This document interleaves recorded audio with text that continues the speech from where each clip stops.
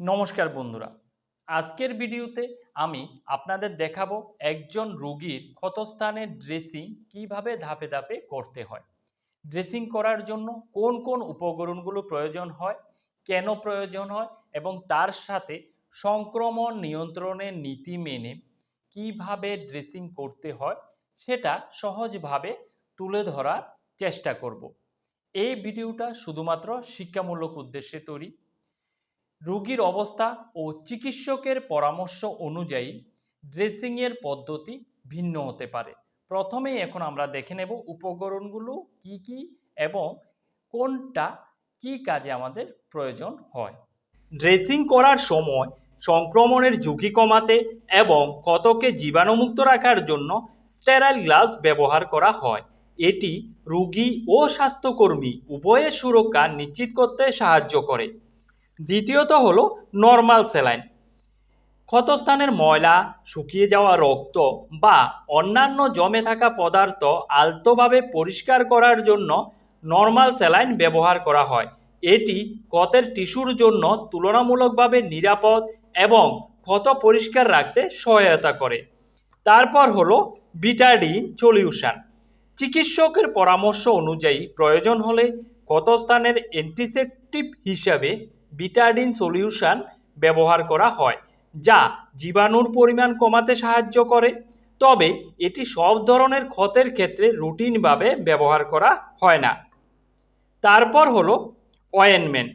ক্ষতের অবস্থার উপর ভিত্তি করে চিকিৎসকের নির্দেশ অনুযায়ী প্রয়োজনীয় অয়েনমেন্ট ব্যবহার করা হয়।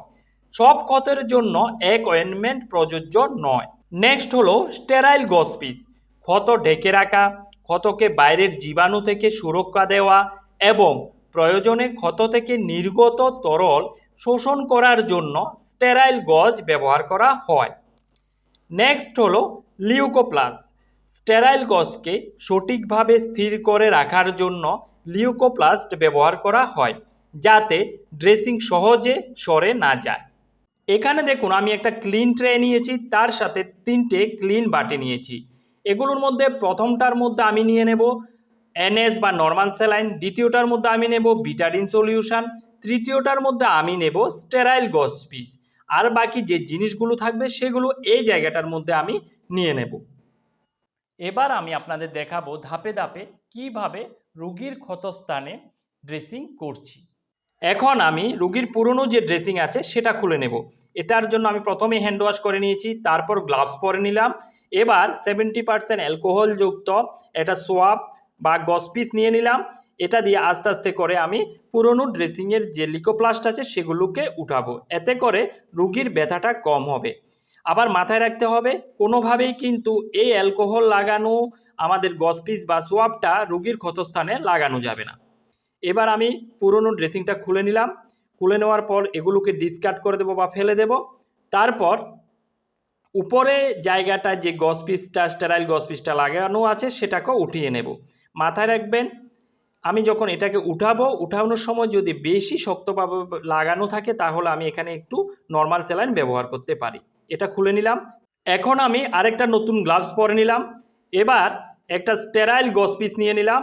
স্টেরাইল গসপিসটা দিয়ে এভাবে করে এই জায়গাটায় কোনো ধরনের পাস ফরমেশন আছে কিনা বা কোনো ডিসচার্জ আছে কিনা দেখে নেব। নেই, জায়গাটা ভালো আছে। দেখুন গসপিসটার মধ্যে কোনো কিছুই লাগেনি। এরপর এই যে দেখুন ভালোভাবে এটার মধ্যে কোনো ধরনের তরল আমার যে ক্ষতস্থান সেটা থেকে লাগেনি। এবার দুটো আমি স্টেরাইল গসপিস নিয়ে নিলাম। নিয়ে দুটোকে এভাবে দু হাতে নিলাম। নেওয়ার পর এই জায়গাটা থেকে হালকা একটু প্রেস করে বা চাপ দিয়ে দেখব কোনো ধরনের তরল বের হচ্ছে কিনা। দেখুন কোনো ধরনের তরল বের হচ্ছে না, অর্থাৎ জায়গাটা আমাদের ভালো আছে। এভাবে আমি চাপ দিয়ে দেখলাম। দেখার পর এখান থেকে কোনো ধরনের তরল বের হচ্ছে না।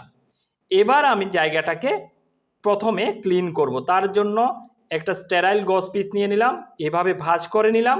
ভাঁজ করার পর এটাতে আমি নর্মাল স্যালাইন প্রথমে লাগিয়ে নেব।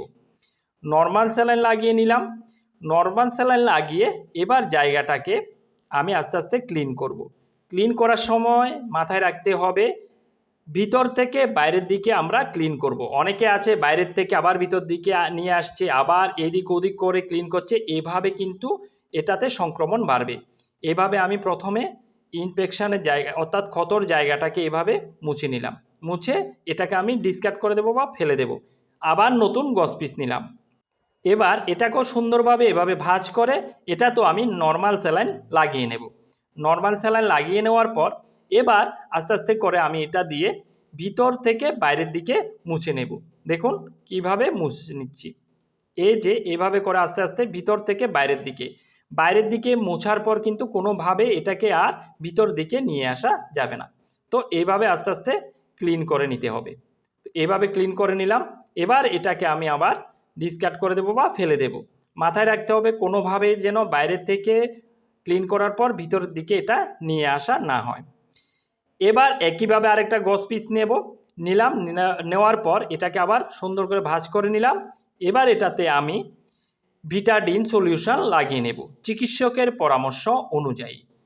লাগিয়ে নেওয়ার পর এবার একই পদ্ধতিতে প্রথমে আমি ভিতরের জায়গাটাকে ভালোভাবে ক্লিন করব। এভাবে ভিতরের জায়গাটাকে ক্লিন করব।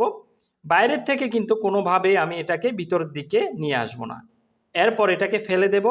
আবার নতুন করে আরেকটা গজ পিস নেব। গজ পিসটাকে সে একইভাবে আমি ফোল্ড করলাম বা ভাঁজ করে নিলাম। নেওয়ার পর এটা তো আমি ভালোভাবে ভিটাডিন সলিউশন লাগিয়ে নিলাম। লাগিয়ে নেওয়ার পর এবার আমি বাইরের দিকটা মুছে নেব। এবার আর আমি ভিতরের দিকটাতে এটা স্পর্শ করাবো না। এভাবে রাউন্ড করে অর্থাৎ ভিতর থেকে বাইরের দিকে, ইনার টু আউটার সাইড, এভাবে মুছে নেব ভালোভাবে। এতে করে আমাদের জীবাণুর সংক্রমণের যে ঝুঁকি সেটা কম থাকবে।